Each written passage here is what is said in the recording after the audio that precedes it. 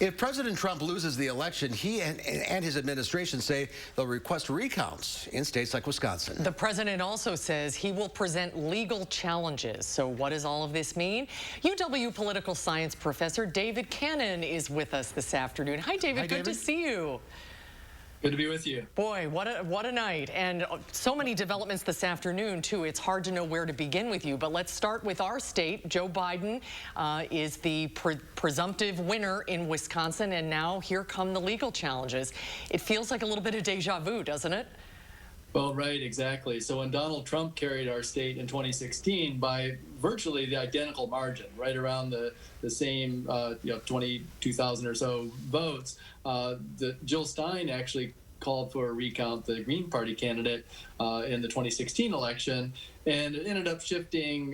There were about 1,500 votes that were changed, and it was a very small net pickup for Donald Trump. It had no impact on the final margin. And so when you have a margin that's that large, it really never gets overturned by a recount. That it has to be quite a bit closer than that to have a chance of really changing the outcome of the election. Her campaign paid for that recount back in 2016. Does the state have to fund this one because it's within the margin? Right, yeah. So under 1%, then the state, I believe, does pay for it if it's under 1%. Several states are still out. When do you think we'll know who the president of the United States will be? Well, it kind of depends on if we have to wait for Pennsylvania, because they're definitely going to be later into the week. I would say Friday probably for Pennsylvania would be a good guess. Nevada is the one other state right now that could put Biden over the top at a very narrow margin of 270, 268. If he ends up winning Nevada, losing Georgia and Pennsylvania, then that would be enough to get the majority for Biden. We could know Nevada, maybe by tomorrow. It's really just the absentee ballots remain to be counted there. Georgia is the other one that we could know probably by tomorrow. So I would say there's a good chance that we should know the result by tomorrow. The Trump campaign has filed a couple of legal suits against Pennsylvania to stop the vote. Do they have a leg to stand on? No, not really.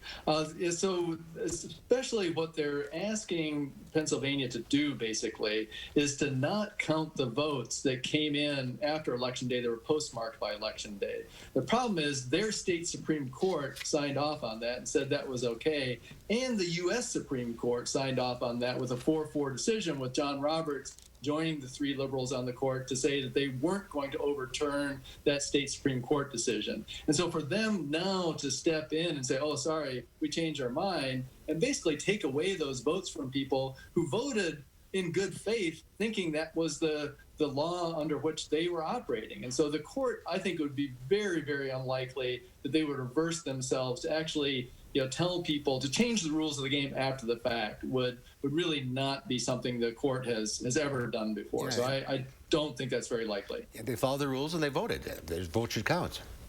Exactly. So you need to count all the votes that were cast with the understanding of that's how they would be counted. And so to change the rules of the game after the fact just wouldn't be a fair way to hold an election. What do you think happened in Wisconsin? For what happened? Why did President Trump lose our state this time?